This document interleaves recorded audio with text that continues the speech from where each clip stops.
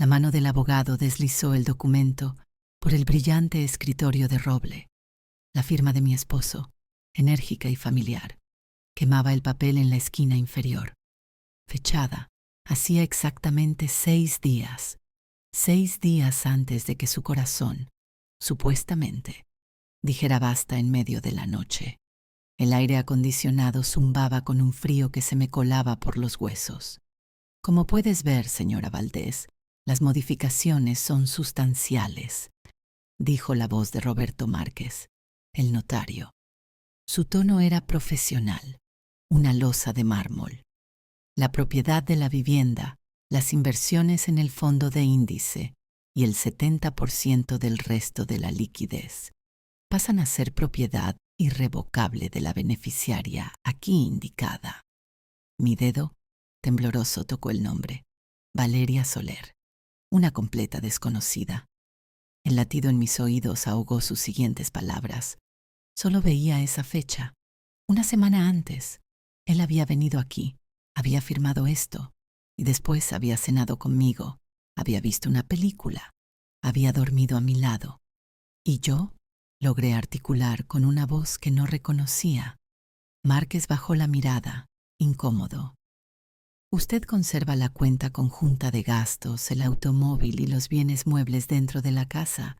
Es una disposición vitalicia de uso de la vivienda. Pero la propiedad, no.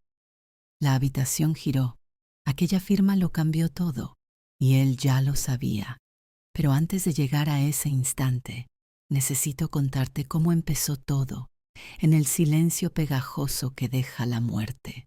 La mañana después del funeral, mientras la casa aún olía a flores marchitas y café recalentado, el vacío tenía un peso físico. Me movía por los cuartos como un fantasma, arreglando cojines que no estaban desarreglados, pasando un trapo sobre superficies que no tenían polvo. La gente se había ido, llevándose sus platos de comida y sus palabras de consuelo huecas. Solo quedaba el eco de mi respiración y la presencia aplastante de las cosas de Tomás. Sus zapatos junto a la puerta, su chaqueta colgada en el perchero, su olor, aún atrapado en el sofá. Decidí que necesitaba una tarea, algo concreto que anclarme a la realidad. La idea de ordenar sus papeles me pareció inocua, útil incluso. Él era tan meticuloso. Todo estaría en orden. En el desván, una caja de archivo de cartón gris, etiquetada con su letra pulcra. Fiscal, recibos e impuestos. La bajé, sintiendo el polvo que se adhería a mis dedos. Los primeros documentos eran lo esperado. Recibos de Hacienda, declaraciones de la renta de los últimos 5 años, facturas de la hipoteca. Yo los firmaba a su lado, sin leer mucho, confiando en su criterio. Tú preocúpate de vivir bonito, Claudia. Yo me ocupo de estos rollos aburridos, me decía, dándome un beso en la frente. Era nuestro trato, nuestra dinámica. Yo cocinaba, yo cuidaba el jardín, yo creaba el hogar. Él proveía, él protegía, él manejaba el mundo exterior. Lo había hecho durante 17 años. Al pasar las páginas, sin embargo, algo comenzó a alterarse. Los nombres de las empresas en los recibos ya no me eran familiares. Solinvest S.L., Terminus Capital, cuentas de broker que yo no recordaba haber abierto, extractos bancarios de una entidad que no era la nuestra, con movimientos de cantidades que me hicieron parpadular. 25.000 euros aquí, 40.000 allá. Transferencias salientes. Mi pulso se aceleró. El aire del desván, siempre viciado, de repente se me hizo irrespirable. ¿Inversiones? Tomás hablaba a veces del mercado, de ser prudente, pero nunca de cifras concretas. Vamos bien, mi amor, era su frase de cabecera. Aquello no parecía ir bien, parecía un mundo paralelo, un segundo sistema financiero que operaba en la sombra de nuestra vida en común. Por un segundo, una fracción de segundo tan vil que luego me avergonzaría por días, sentí un alivio agudo y punzante de que él estuviera muerto. de no tener que mirarlo a los ojos y preguntarle, ¿qué es todo esto? ¿Por qué no lo sabía? Era más fácil enfrentarse a papeles mudos que a sus excusas, a su probable decepción por mi desconfianza. La confesión se atragantó en mi garganta, prohibida. Saqué todos los documentos, creando un desorden sobre la alfombra polvorienta. Mis dedos tropezaron con algo duro y delgado, pegado en la parte interna de la tapa de la cartulina. Era una llave pequeña, plateada, de las antiguas. Estaba pegada con cinta adhesiva marrón, discreta. No tenía etiqueta. La despegué, fría contra mi palma. ¿Una llave de qué? No era de la casa, ni del coche, ni del trastero. Tenía un número grabado, 764. El corazón me dio un vuelco. Un número, como el de una taquilla o una caja de seguridad. La ansiedad, entonces, dejó de ser una niebla de dolor para convertirse en algo con dientes y garras. Necesitaba respuestas. Llamé al banco donde teníamos la cuenta conjunta, el Ibercántabro. Me identifiqué como Claudia Valdés, viuda de Tomás Robledo. Pregunté, tratando de que mi voz no sonara estridente, si mi esposo tenía contratada una caja de seguridad a su nombre. La mujer al otro lado, tras una pausa incómoda, dijo, «Señora, para esa información necesito autorización expresa del titular o, en su defecto, una orden judicial. Lo siento». Colgó. El mundo se encogió. La taquilla 774 existía, y yo no tenía derecho a ella, ni siquiera a saber qué guardaba. La presión comenzó ahí, en mi pecho, una opresión constante que ya no me abandonaría.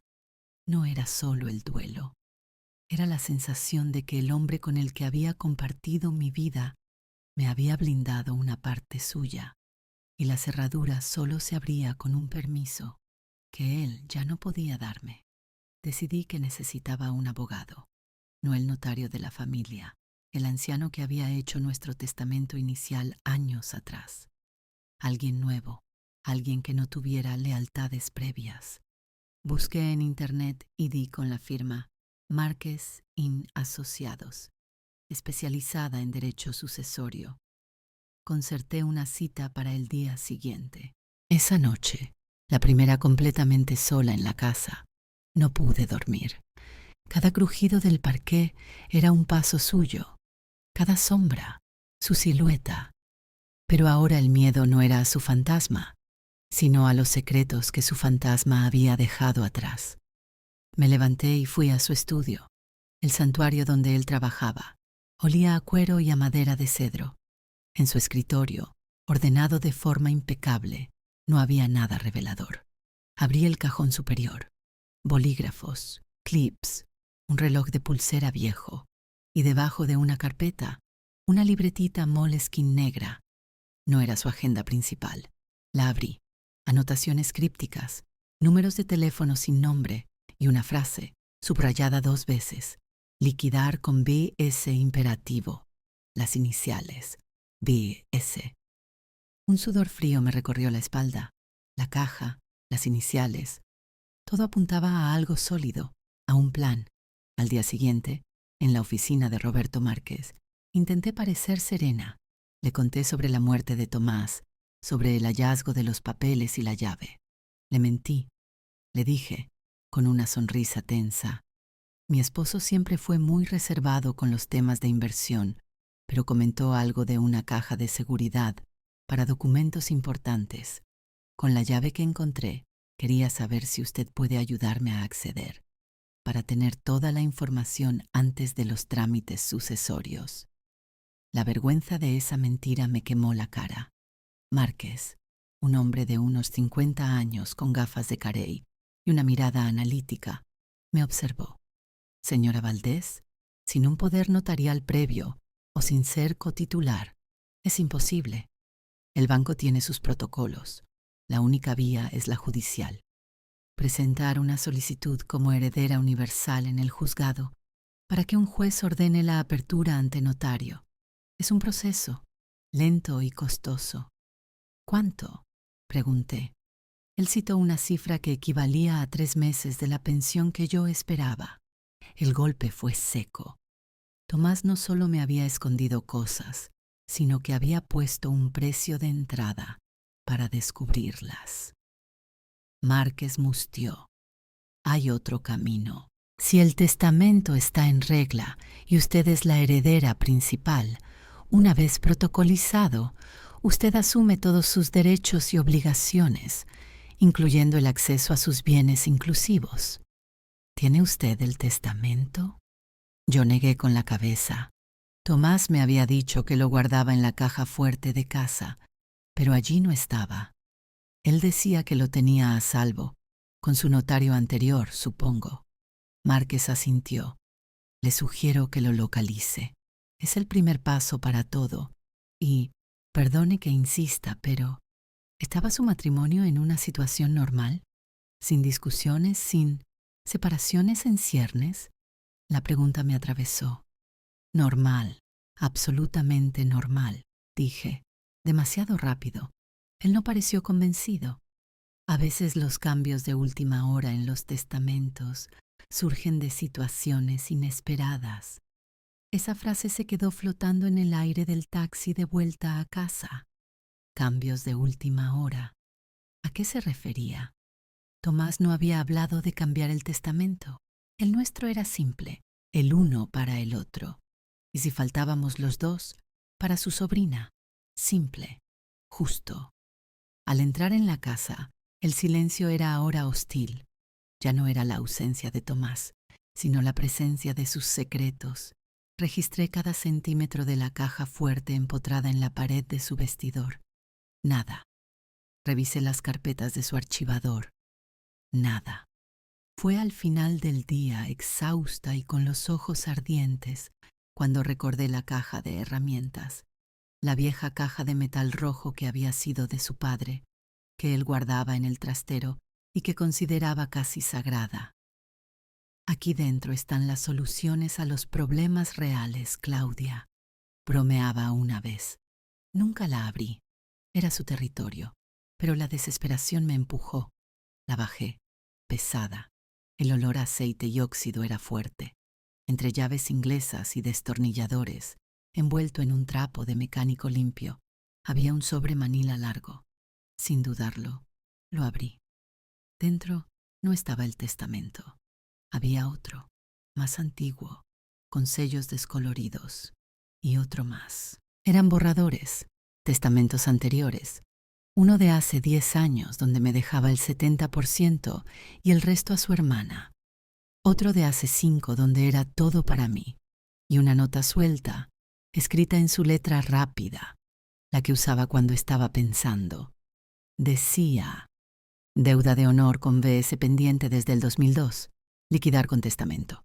No puede pasar a Claudia. 12-10. Reunión con RM. La fecha, 12 de octubre. Hacía 3 semanas. Mi sangre se heló. RM. Roberto Márquez. Él ya había estado con un notario. Y BS no era un qué, era un quién. La nota flotaba en mis manos como un pájaro muerto. Deuda de honor. Las palabras tenían un peso antiguo, caballeroso, completamente ajeno al Tomás que yo conocía, el ingeniero pragmático que creía que los sentimientos eran variables incontrolables en una ecuación bien planteada. ¿Una deuda?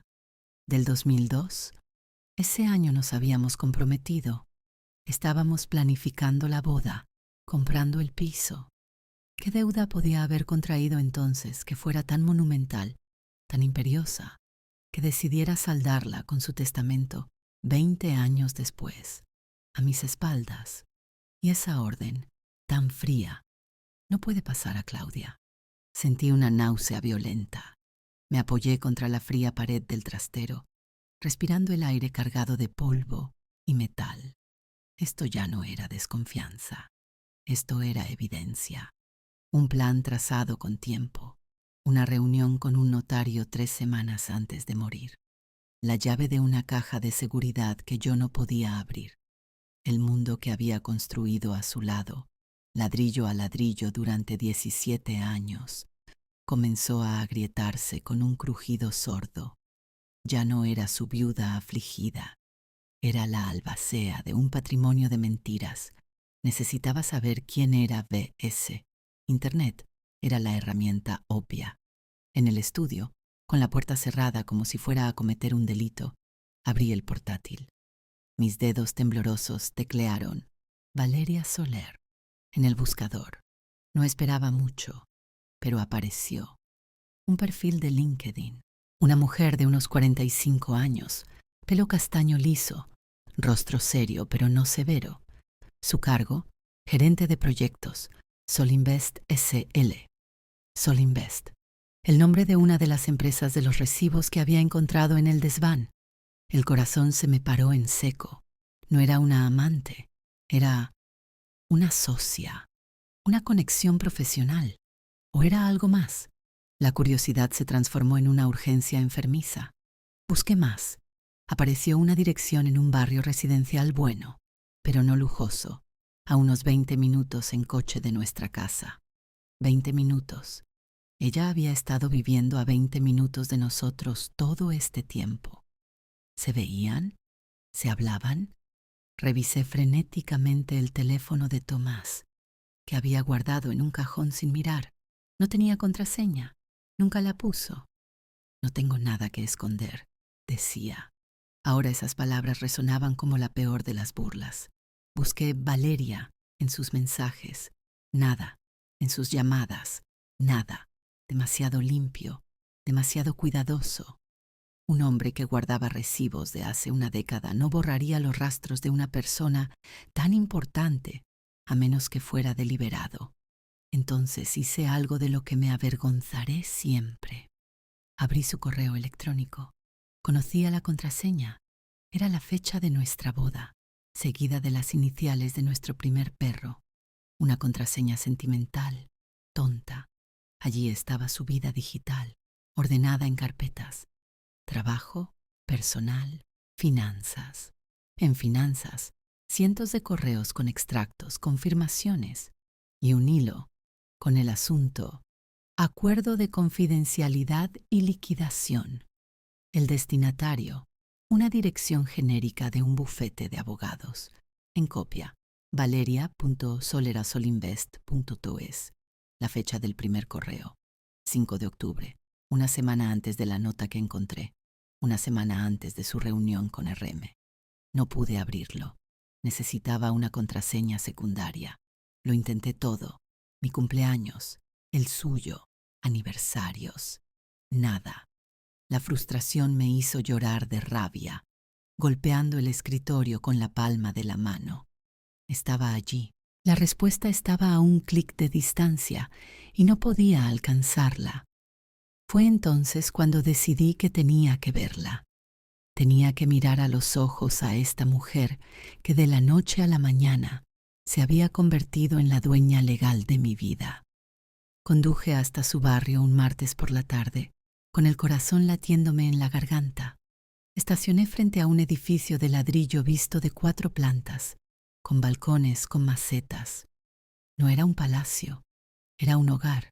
¿Vivía sola? ¿Tenía familia? ¿Sabía ella que Tomás había muerto? ¿Le importaba?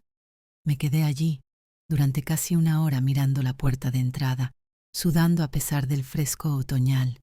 No salió nadie. La cobardía me ganó. No podía llamar a su timbre no sin saber qué decir. Hola, soy la viuda del hombre que te ha dejado todo. ¿Por qué? Sonaba a locura. Regresé a casa derrotada. La presión no era solo emocional ahora, era financiera, tangible. Llamé al administrador de la finca para preguntar por los recibos de la comunidad. Ah, sí, señora Robledo. Su esposo ya pagó todo el año por adelantado en septiembre. Muy amable por su parte. Septiembre. Pagó todo un año por adelantado, como si supiera que no estaría, como si quisiera que yo no tuviera que preocuparme de eso, al menos por un tiempo. Un gesto que antes me habría parecido considerado, ahora me pareció un cheque de despedida, una limosna para calmar su conciencia. Al día siguiente, recibí una llamada de Roberto Márquez. Señora Valdez, he localizado el testamento de su esposo en el registro notarial. Está protocolizado ante mí. Su voz era grave. ¿Ante usted? Pero, si nuestra primera cita fue después de su muerte. Hubo una pausa larga, cargada. Así es. Su esposo vino a mi despacho el día 18 de octubre. Firmó el documento en ese momento. Yo le sugerí que le informara, que es lo ético. Él me dijo que lo haría en el momento oportuno. 18 de octubre. Una semana exacta antes del infarto. Una semana en la que fuimos a cenar a su restaurante italiano favorito, donde vimos una serie en el sofá, donde hicimos el amor. Una semana en la que él ya había firmado mi destitución como heredera de nuestro futuro común. ¿Puedo verlo?, pregunté, con la voz ronca. Por supuesto, pero le recomiendo venir en persona. Es denso y hay cláusulas que es mejor explicar cara a cara. ¿Mañana a las 11? Iré, dije, colgando antes de desmoronarme. Esa noche fue la más larga de mi vida. Merodeé por la casa como un animal herido. Me paré frente al armario de Tomás, oliendo sus camisas. Ya no olían solo a él, olían a traición, a un cálculo frío. Abrí su cajón de la ropa interior, donde guardaba sus relojes baratos y sus pasadores, y allí, en el fondo, encontré otro objeto que no encajaba, un sobre de papel vegetal, fino. Dentro, una fotografía en blanco y negro, desgastada en los bordes. 2 personas jóvenes sonriendo, con el mar de fondo. Él, Tomás, con un pelo más espeso, unos 25 años, y a su lado, una chica delgada, de pelo oscuro y largo, con una sonrisa amplia y despreocupada. No era yo. En el dorso, escrito con bolígrafo azul ya desvaído, Benidorm, 2002, con B, el año, las iniciales, la prueba física. No era solo una socia, había una historia que empezó el mismo año que la nuestra, y de repente, la frase deuda de honor adquirió una nueva y más dolorosa dimensión, una deuda de amor, una promesa rota, un hijo. Mi mente voló hacia los peores escenarios, alimentada por el miedo y la falta de respuestas. Miré la foto una y otra vez, estudiando la felicidad en su rostro, una felicidad que yo creía haber conocido, pero que ahora, a la luz de esta evidencia clandestina, me parecía distinta, más libre, quizás, menos responsable. A la mañana siguiente me vestí con un traje negro simple, como si fuera a un segundo funeral, que lo era, el funeral de mi inocencia.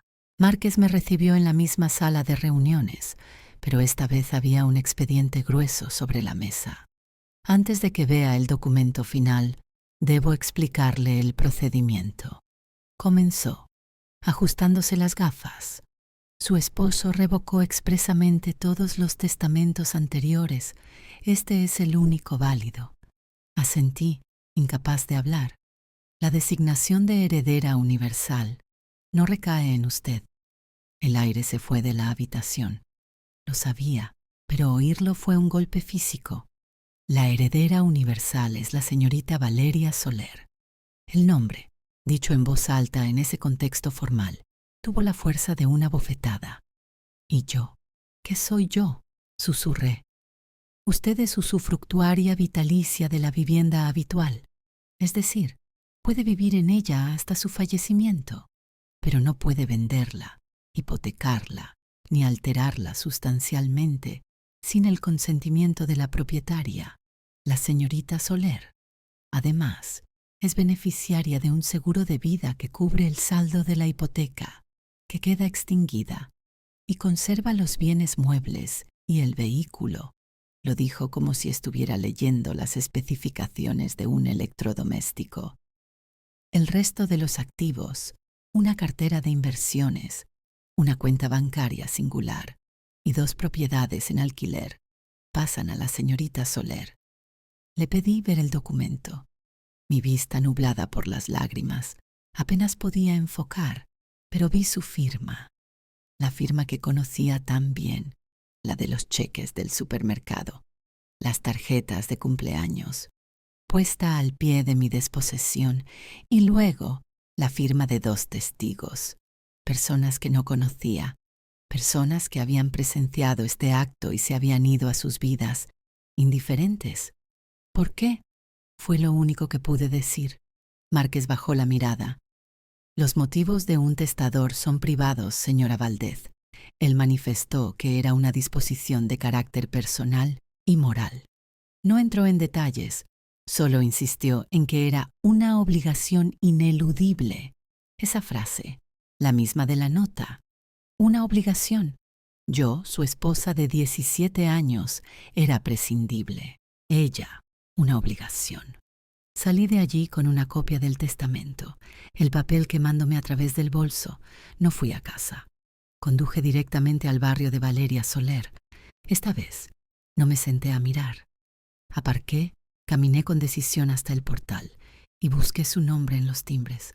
Soler, B, decía en el segundo V. Apreté el botón. El sonido del timbre resonó en el silencio del vestíbulo. Mi corazón se detuvo. Pasaron unos segundos eternos. Luego, una voz de mujer, cansada, a través del interfono. ¿Sí? ¿Valeria Soler?, pregunté, tratando de que mi voz no sonara estridente. Sí. ¿Quién es? Soy Claudia Valdez, la esposa de Tomás Robledo. Hubo un silencio tan denso que pensé que había colgado. Necesito hablar con usted. Es urgente. La cerradura del portal zumbó, de forma brusca, como un disparo. La puerta se abrió. Subí las escaleras con las piernas de plomo. Cada peldaño era un esfuerzo. La puerta del segundo B estaba entreabierta. La empujé suavemente y me encontré en un pequeño recibidor. Ella estaba allí, de pie, en el marco de la puerta del salón, más menuda de lo que parecía en la foto, con unos ojos castaños muy grandes que me examinaban con una mezcla de cautela y resignación. No parecía sorprendida. Eso fue lo primero que noté. No parecía sorprendida de verme. Pase, dijo, sin sonreír. Su voz era suave pero tensa. El piso era luminoso, ordenado, con muebles modernos y algunos toques cálidos, como una manta tejida en un sofá gris. No había fotos de hombres, tampoco de niños. Olía a café recién hecho y a limón. Un orden distinto al nuestro, un mundo distinto. Siento lo de Tomás, dijo, señalándome una butaca. Ella se sentó en el borde del sofá, como dispuesta a levantarse en cualquier momento. No ofreció café. No hubo cortesías. Estábamos más allá de eso. Gracias, murmuré, sintiendo la absurdidad de la situación. ¿Usted sabía que había fallecido? Asintió lentamente. Lo supe por el periódico. La esquela. No fui al funeral. No habría sido apropiado. La palabra apropiado resonó en el aire, cargada de significado no dicho. ¿Por qué no?, insistí, aferrándome al borde de la butaca. Me miró directamente. Porque no era mi lugar y porque él no hubiera querido que yo estuviera allí, causándole problemas a usted. Su tono era plano, casi clínico. No había rencor, tampoco pena. Había un cansancio profundo. ¿Mi lugar?, repetí, y no pude evitar que el rencor envenenara mi voz. Parece que según el testamento de Tomás, su lugar es ahora mi casa, mi vida. Valeria suspiró, un sonido largo y fatigado. Cruzó las manos sobre las rodillas. Llevaba un anillo simple de plata en el dedo índice.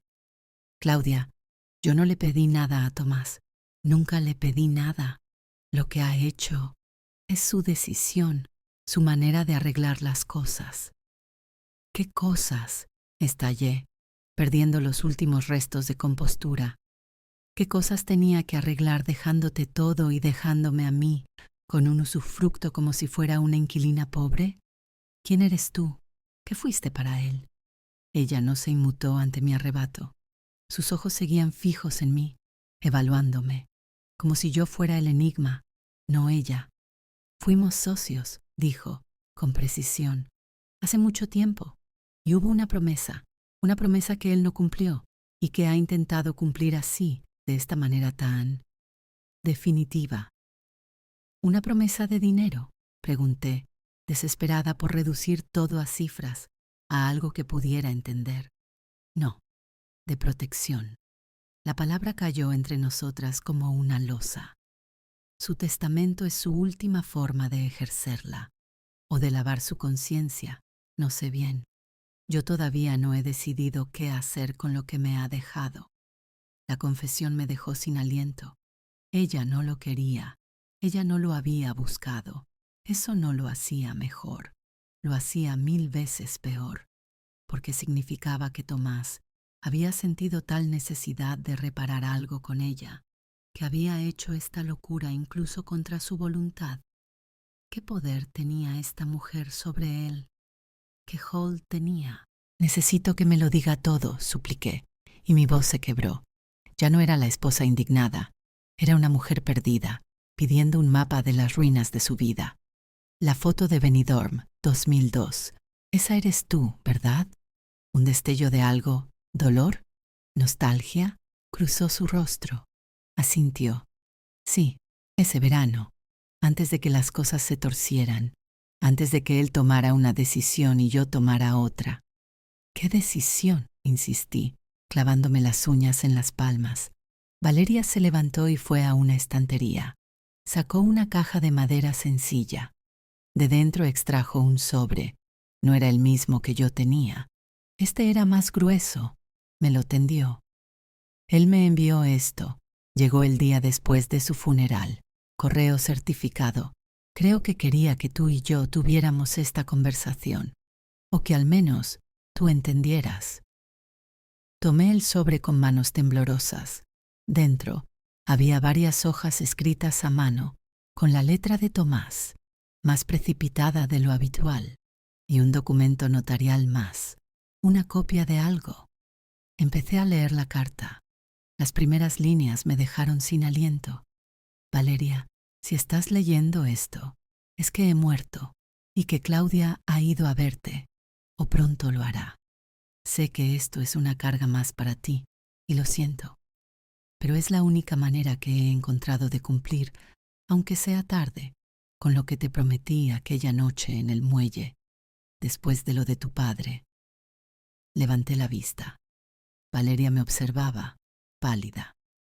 ¿Lo de tu padre?, pregunté. Mi padre murió en el 2002, dijo con voz monocorde. Un accidente laboral en una obra. Tomás y yo éramos más que socios entonces. Íbamos a montar una empresa juntos. Él ponía el capital inicial que había ahorrado y yo los contactos, el conocimiento. Mi padre era arquitecto, tenía los contactos.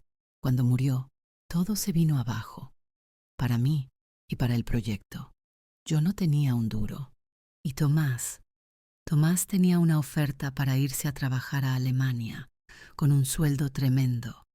Y tenía una novia aquí, en España. Una chica que lo presionaba para que se quedara, para que apostara por una vida estable. Me miró fijamente. Tú. Las palabras me golpearon como un martillo.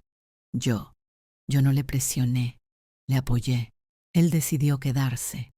Él decidió quedarse contigo, corrigió Valeria sin acritud, como constatando un hecho. Y decidió no arriesgar su capital conmigo, con una empresa que empezaba con un funeral. Me dijo que lo sentía, que me devolvería el dinero cuando pudiera, que siempre estaría ahí si lo necesitaba. Esa fue su promesa. Siempre estaré ahí para ti, Val, pase lo que pase. Pero luego se casó, construyó su vida, y estar ahí se convirtió en llamadas de cumpleaños y algún café cada 2 años, hasta que yo ya no quise más cafés. Seguí leyendo la carta de Tomás. Hablaba de su culpa, de cómo ver mi vida establecida, mi felicidad. Le recordaba constantemente que había dejado tirada a la persona que en ese momento más lo necesitaba. Hablaba de que la empresa de Valeria, Sol Invest, había acabado despegando años después, pero siempre a base de esfuerzo titánico y deudas. Él la había ayudado en silencio, a través de inversiones, siendo un socio capitalista oculto. Eso eran los recibos del desván. No era un amante manteniendo a una amante. Era un hombre intentando, a cuentagotas, pagar una deuda que no era de dinero, sino de lealtad. Pero no era suficiente. Según la carta, hacía un año, Valeria había tenido un problema grave, un préstamo personal enorme que no podía afrontar, un riesgo que casi la lleva a la quiebra. Le pidió ayuda a Tomás, no como regalo, sino como un préstamo de verdad. Y Tomás, una vez más, vaciló. Consultó con su asesor, su conciencia, su miedo, y al final le ofreció una cantidad menor, con intereses. Valeria la rechazó, y esa fue la gota que colmó el vaso, para él, para su honor. Entendí entonces que mis parches no servían, que te había fallado cuando más importaba, y que seguía fallándote, que mi vida estaba construida sobre la base de haberte abandonado. Así que decidí arreglarlo de la única manera irrevocable que conocía, dejarte seguridad, dejarte lo que, en justicia, podría haber sido tuyo si no te hubiera retirado mi apoyo cuando más lo necesitabas. Sé que esto va a destrozar a Claudia, y la amo, Valeria, en serio que la amo, pero esto es una deuda anterior, y las deudas se pagan antes que los amores. Leí esa última frase en voz alta, y el mundo se desintegró. Las deudas se pagan antes que los amores. Para él yo era el amor, ella la deuda, y en su código moral retorcido la deuda tenía prioridad. Nuestros 17 años, nuestra casa, nuestra vida, eran el saldo sobrante después de liquidar su cuenta pendiente. Dejé la carta en la mesa. Ya no lloraba. Sentía un vacío glacial, absoluto. ¿Y tú? Le pregunté a Valeria. ¿Qué vas a hacer? Ella se encogió de hombros, un gesto de derrota. No lo sé. Esto no me hace feliz, Claudia. Me hace sentir como un objeto en su gran gesto de redención. Me siento atrapada en el drama de su conciencia. Yo solo quería que alguna vez me diera la razón, que admitiera que me dejó tirada. No su dinero, no su casa.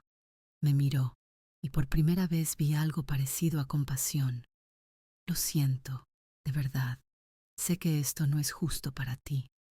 El microclímax de la verdad era insoportable. Mi marido no me había traicionado por otra mujer. Me había traicionado por su propio ego, por su necesidad patológica de verse a sí mismo como un hombre de honor, aunque fuera 2 décadas tarde. Había convertido nuestra vida común en el costo colateral de su autoabsolución. Y ahora, esta mujer y yo estábamos unidas por el hilo más perverso. Las dos éramos víctimas de su grandioso acto de reparación. Él te envió la carta, pero hay algo más, ¿verdad? Dije, recordando la línea de su nota. Liquidar con testamento. Hay un documento, algo que firmasteis. Valeria asintió lentamente. Fue a la cocina y volvió con otra hoja. Era un acuerdo de confidencialidad, firmado por ambos, donde ella se comprometía a no revelar nunca los detalles de su acuerdo inicial, de la promesa rota, a cambio de su apoyo continuado, firmado en octubre, el mismo mes del testamento. Fue su último intento de comprar su silencio, de ordenar el pasado antes de su gran gesto final. Y ella, harta, lo había firmado. Por eso no había ido al funeral, porque había vendido su historia por un poco de paz. Y ahora, él le había dado todo, haciendo de ese acuerdo un chiste. ¿Qué hago ahora, Valeria?, le pregunté. Y era una pregunta genuina, de una náufraga a otra. Ella cerró los ojos un momento. Yo tengo que decidir si acepto esta herencia. Tú tienes que decidir si lo perdonas o si lo peleas. Se inclinó hacia adelante. Pero si lo peleas, Claudia, tienes que saber una cosa. Vas a tener que exponer todo esto. Tu imagen de matrimonio perfecto, su imagen de hombre honorable, se va a hacer añicos. Él será el canalla que te desheredó por un capricho de juventud, y tú serás la viuda avariciosa que no respeta la última voluntad de su marido para quedarse con el dinero. Esa es tu trampa. Esa es la que él te ha dejado. La trampa moral se cerró alrededor de mi cuello con un clic audible. Honrar su última voluntad era aceptar que yo valía menos que su culpa. Pelearla era convertir nuestro amor en un espectáculo público y miserable. No había salida buena, solo elecciones amargas. Me levanté, tambaleándome. Necesito tiempo, dije. Ella asintió. Tómelo todo el que necesite. Yo no voy a hacer ningún movimiento legal hasta que usted decida. Salí de su piso sintiéndome 1000 años más vieja. La verdad no me había liberado, me había enterrado viva. Conduje sin rumbo hasta que me encontré en el puerto. Me senté en un muelle, mirando el agua oscura, y entonces lo entendí. Lo entendí todo.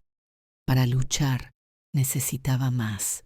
Necesitaba la prueba última, la que fuera imposible de refutar, la que él había escondido en el último lugar donde yo buscaría, porque era el lugar que representaba la única verdad simple que compartimos. La caja de herramientas de su padre. El olor a aceite y metal viejo era el mismo, pero ahora era el aroma de la revelación final.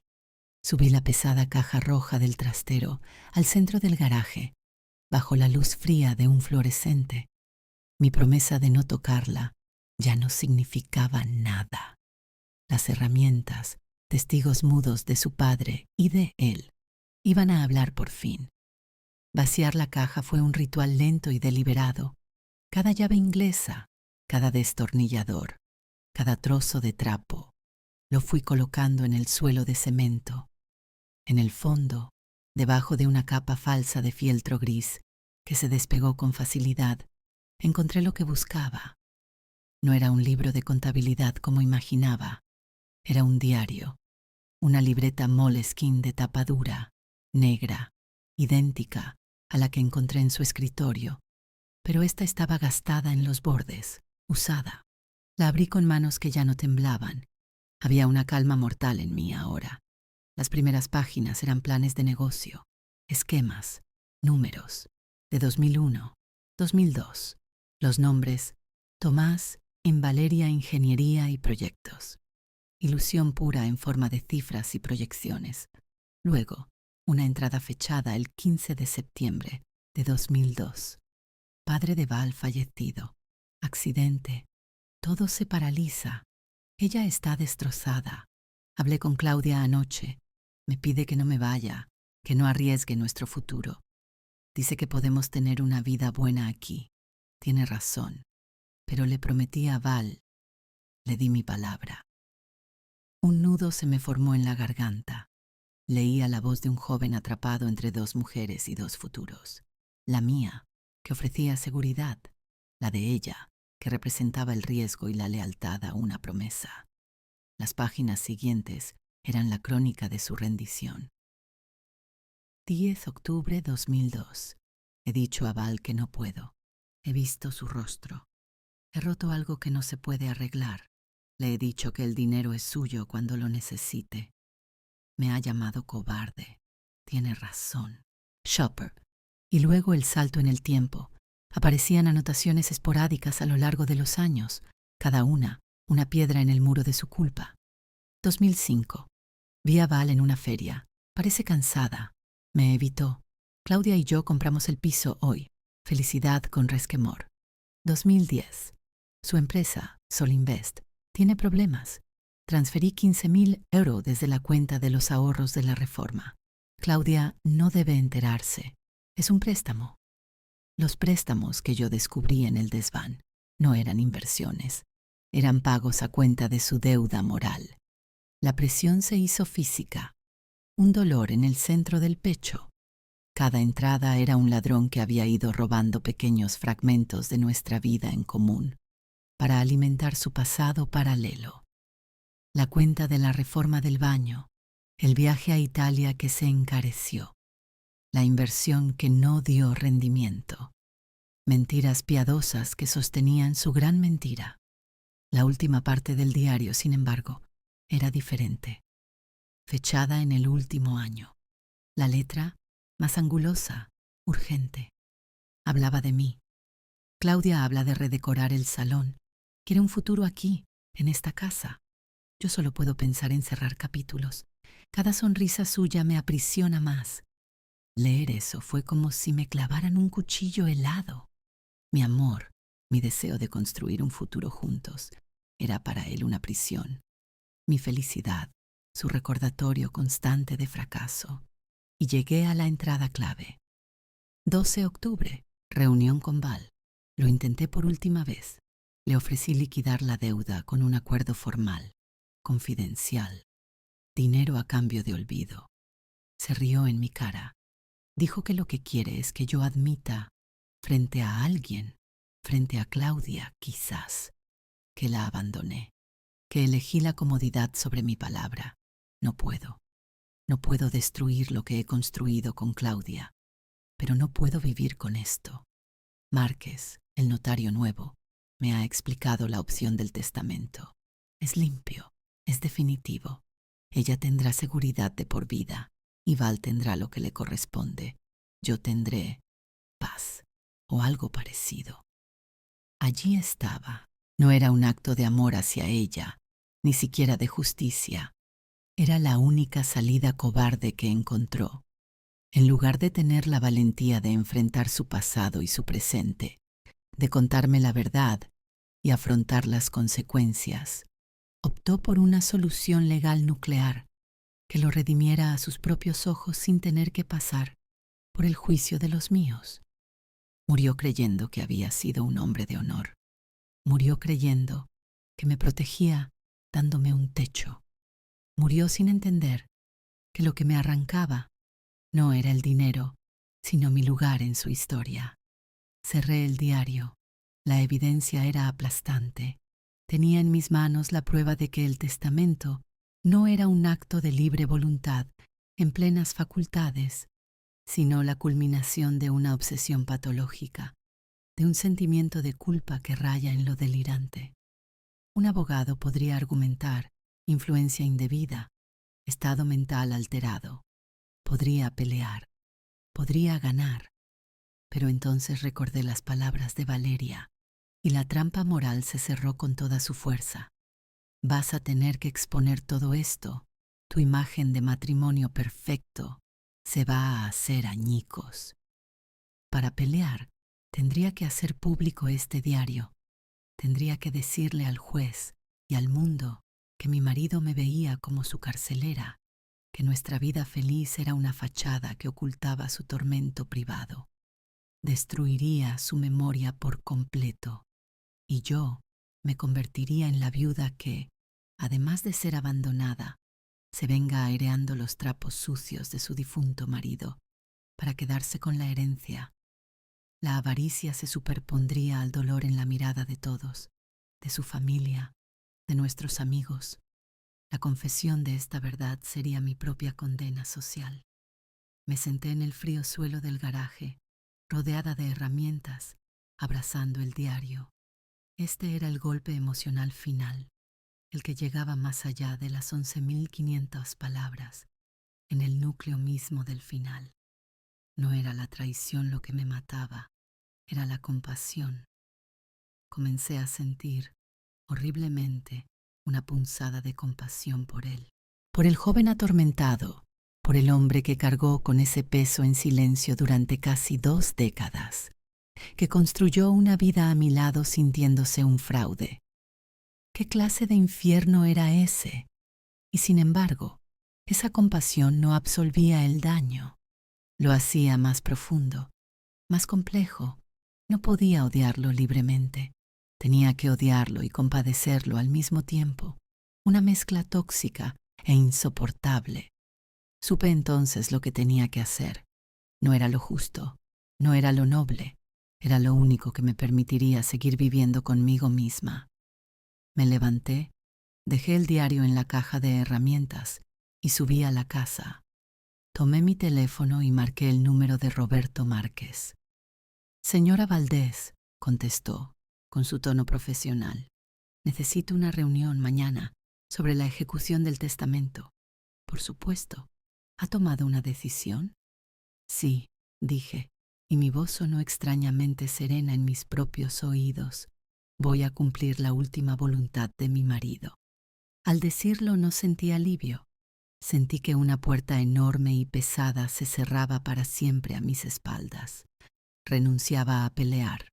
Renunciaba a la verdad pública. Aceptaba el papel que él me había asignado. La usufructuaria, la inquilina de por vida en el museo de su culpa. Era la única manera de robarle su redención póstuma. Si yo no peleaba, si aceptaba su donación, envenenada sin rechistar, su gran gesto de honor se convertía en lo que siempre fue, un acto de profunda injusticia contra mí, reconocible solo por los dos. Él no sería un hombre que saldó sus deudas, sería simplemente el hombre que me hizo esto. Y yo, al aceptarlo, sería la única testigo de su fracaso moral. Sería mi venganza silenciosa. La mañana siguiente entré en el despacho de Márquez con la misma sensación de ir a un funeral, pero esta vez era el mío. Él estaba detrás de su escritorio, y fue entonces cuando el círculo se cerró. La mano del abogado deslizó el documento por el brillante escritorio de roble. La firma de mi esposo, enérgica y familiar, quemaba el papel en la esquina inferior, fechada hacía exactamente 6 días, 6 días antes de que su corazón, supuestamente, dijera basta. Como puedes ver, señora Valdés, las modificaciones son sustanciales, dijo la voz de Roberto Márquez. Pero esta vez yo ya no escuchaba el zumbido del aire acondicionado, ni sentía el golpe del desconcierto. Ahora escuchaba el eco de la promesa rota a una joven en un muelle. Veía el peso de 17 años de mentiras piadosas. Sentía el desprecio silencioso de sus anotaciones. La propiedad de la vivienda, las inversiones, pasan a ser propiedad irrevocable de la beneficiaria aquí indicada. Mi dedo no tembló esta vez al tocar el nombre, Valeria Soler. Ya no era una desconocida, era el símbolo de la prisión mental de Tomás. ¿Y yo? Pregunté, y mi voz era firme, clara, una voz nueva. Márquez bajó la mirada, incómodo, y repitió los términos del usufructo. Pero ahora yo no oía una condena, oía los términos de mi nueva y amarga libertad. Aquella firma lo había cambiado todo, y ahora por fin yo también lo sabía. Al salir de la notaría, el sol de mediodía me pareció demasiado brillante, demasiado común para el paisaje arrasado que llevaba dentro. No fui a casa, fui al cementerio, me planté frente a su lápida, aún sin musgo. Las deudas se pagan antes que los amores, dije en voz alta. Pero has cometido un error de cálculo, Tomás. Al pagar tu deuda con mi moneda, has creado una nueva, y esta te la llevas a la tumba sin saldar. No lloré. Ya no quedaban lágrimas, solo quedaba un espacio enorme y vacío, donde antes estaba nuestra historia, y la decisión de cómo llenarlo. Valeria mantuvo su palabra. No movió un dedo. Al final, rechazó la propiedad de la casa. Aceptó las inversiones, liquidó las deudas de su empresa y, en un giro que aún no logro comprender, estableció un fondo que paga el mantenimiento de la vivienda. Sigue viviendo a 20 minutos. No somos amigas. Somos dos supervivientes de un mismo naufragio, evitándonos por mutuo acuerdo. Yo sigo en la casa. Los objetos han perdido su significado. Ya no son recuerdos, son muebles. Poco a poco, los voy cambiando, pintando las paredes de otros colores. Es mi forma de reclamar el usufructo, no solo de la propiedad, sino de mi propia vida. A veces, en el silencio de la noche, abro el garaje y miro la caja de herramientas roja. El diario sigue dentro, no lo he destruido. Es mi verdad, la única que importa, la que nunca saldrá a la luz. Es la prueba de que fui amada y traicionada, que fui su elección y su carga, y que al final fui la única que se quedó con la llave de todas las cerraduras. Gracias por acompañarme en esta confesión hasta el final, en este viaje por las sombras de una verdad que creí que me destruiría. Hablar, aunque sea así, a través de una pantalla, ha sido un alivio profundo. Si esta historia resonó contigo, si también has tenido que navegar entre el amor y las deudas ajenas, te invito a suscribirte al canal. Aquí seguiremos contando las verdades que nos cuestan, pero que nos hacen libres. Un abrazo fuerte.